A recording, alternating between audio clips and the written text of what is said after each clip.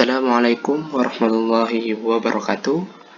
Perkenalkan, nama saya Ahmad Farasa Kiki, NIM T2019-1259. Baik, pada kesempatan kali ini kita akan bersama-sama belajar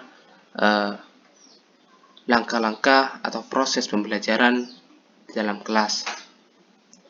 Dan untuk tema sesuai dengan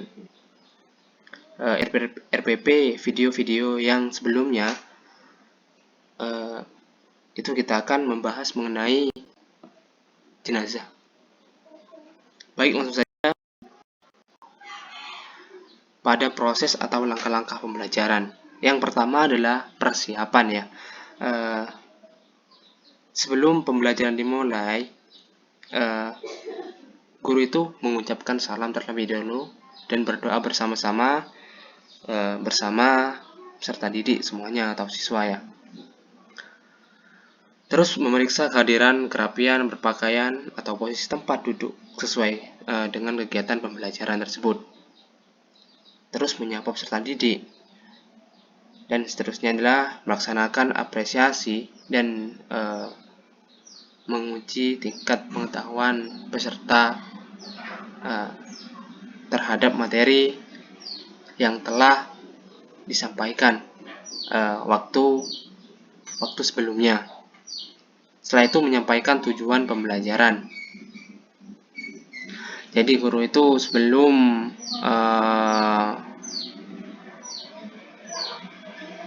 untuk menjelaskan panjang lebar mengenai materi apa saja, guru harus menyampaikan dulu tujuan pembelajaran agar nantinya pembelajaran lebih efektif ya. Dan selanjutnya adalah mempersiapkan alternatif model pembelajaran dalam kompetensi inti seperti discovery learning dan project based learning ya, dengan metode diskusi, demonstrasi, praktik dan lain sebagainya. Terus yang kedua itu ada pelaksanaan. Yang pertama untuk pelaksanaan ini adalah pembukaan ya, yaitu pertama adalah peserta didik itu menyimak dan mencermati tayangan atau gambar yang ada di dalam buku teks. Jadi guru sebelum ini memberikan buku ataukah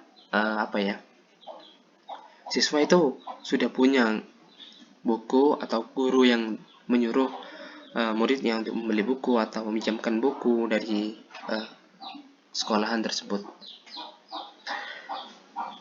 Yang kedua adalah peserta didik bertanya atau memberi komentar terhadap tayangan atau gambar tersebut.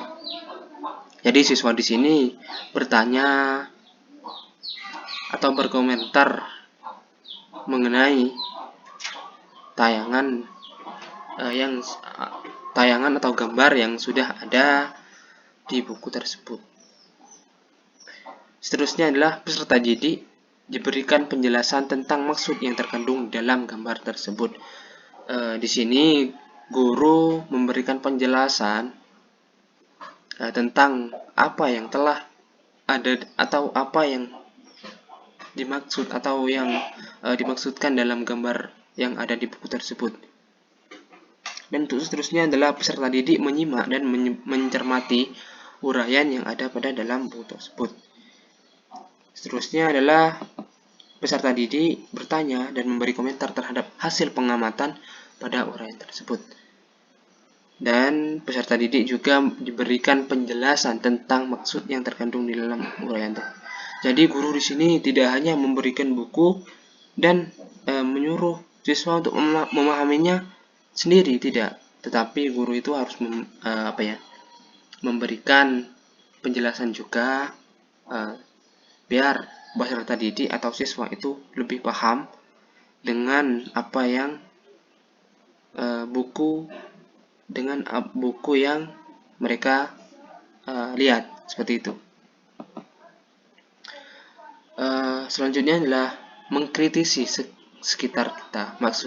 Mengkritisi adalah siswa itu dilatih untuk apa ya namanya ya, berpikir secara kritis seperti itu.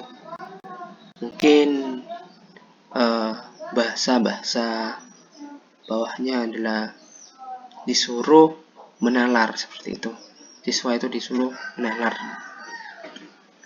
Peserta didik menyimak uraian yang ada pada buku teks. Selanjutnya, peserta didik memberi komentar terhadap hasil pengamatan pada uraian tersebut. Selanjutnya, peserta didik diberikan penjelasan, tambahan, dan penguatan mengenai hasil pengamatan oleh guru pembimbing. Terusnya, peserta didik menjawab pertanyaan yang terdapat pada kolom aktivitas siswa di lembar kerja atau portfolio, dan guru itu memberikan penilaian dalam bentuk folio. Seperti kita ketahui untuk sekolah-sekolah dasar ya, sekolah menengah, pastinya untuk memberikan penilaian dalam bentuk folio. Ini tidak hanya di sekolahan dasar seperti SD, MI, dan derajatnya itu setingkatnya itu tidak hanya di situ, tapi SMP atau MTS pun dan SMA itu menggunakan seperti itu. Dan selanjutnya adalah memperkaya khazanah peserta didik. Ini berkaitan dengan materi yang kelompok saya ambil, yaitu mengenai jenazah. Di sini peserta didik menyimak teks bacaan tentang ketentuan syariat Islam dalam mengurus jenazah di dalam kelompoknya masing-masing. Jadi sebelum ini peserta didik itu dibagi untuk membuat sebuah kelompok seperti itu, agar peserta didik bisa bergotong royong lah, anggaplah katakan seperti itu, bisa bahu-bahu bekerja sama dengan baik. Seterusnya adalah peserta didik bertanya tentang ketentuan syariat Islam dalam mengurus jenazah di dalam kelompoknya masing-masing. Dan setelah itu peserta didik mendiskusikan tentang ketentuan syariat Islam dan kelompoknya masing-masing.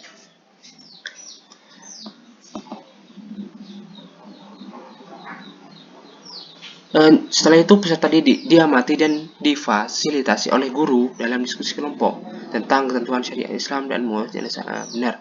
Jadi dalam kelompok ini pastikan ada diskusi kecil lah, tapi mereka saling berpendapat. Jadi guru itu harus peserta didik itu harus diamati oleh guru atau oleh pendidik, biar tidak ada kesalahpahaman di dalam penguatan materi tersebut. Seterusnya, peserta didik ini membuat rumusan naskah laporan hasil diskusi tentang ketentuan syariat Islam. Ini biar membuktikan bahwasannya peserta didik paham terhadap apa yang didiskusikan atau paham terhadap penjelasan dari guru tersebut.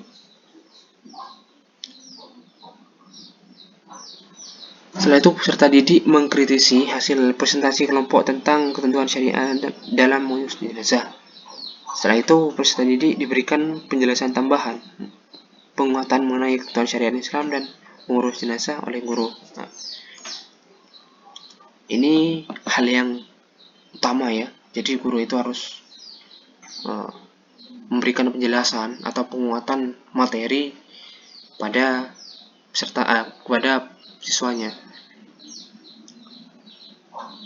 Dan setelah itu untuk memperkuat pengetahuan siswa atau peserta didik itu memberikan atau penilaian menjawab menjawab pertanyaan yang terdapat pada kolom yang telah diberikan oleh guru di dalam buku tersebut. Setelah itu menerapkan perilaku mulia. Jadi peserta didik di sini menyimak teks bacaan perilaku terpuji yang dapat diterapkan sebagai penghayatan pengalaman setelah mempelajari materi. Setelah itu peserta didik bertanya tentang perilaku terpuji,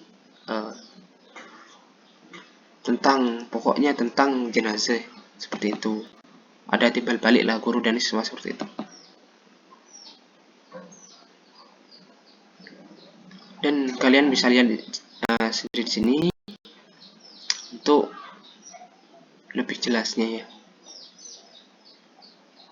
Intinya peserta didik tidak boleh dibiarkan contohnya seperti ini, guru memberikan buku kepada peserta didik itu hanya dijadikan peserta didik itu berlelar sendiri, karena akan mengakibatkan kesalahpahaman seperti itu. Jadi guru itu harus memberikan penjelasan atau penguatan materi untuk menguatkan pengetahuan peserta didik tersebut, biar dalam kelas itu pembelajarannya menjadi lebih efektif. Dan tidak hanya itu, guru harus memberikan apresiasi kepada murid, contohnya permainan seperti itu, biar peserta didik tidak bosan, tidak bosan seperti itu. Dan guru itu melakukan yang ini yang paling penting, guru itu melakukan praktik. Peserta didik itu harus dipraktikkan dalam mengurus jenazah seperti itu di bawah bimbingan guru atau peserta didik seperti itu. Karena untuk menguatkan seperti itu yang saya sudah bilang, bahwasanya untuk memberikan penguatan materi yang telah dijelaskan. Setelah itu ditanyakan kembali bagaimana apa yang telah didapat seperti itu kepada peserta didik, agar peserta didik dapat mengingatnya. Dan peserta didik dibuatkan PR seperti itu, pekerjaan rumah, biar apa yang telah dijelaskan tetap berada di pikiran, pengetahuannya tetap tidak masuk kuping kanan dan kuping kiri seperti itu. Sekian yang dapat saya jelaskan, kurang lebihnya mohon maaf. Assalamualaikum warahmatullahi wabarakatuh.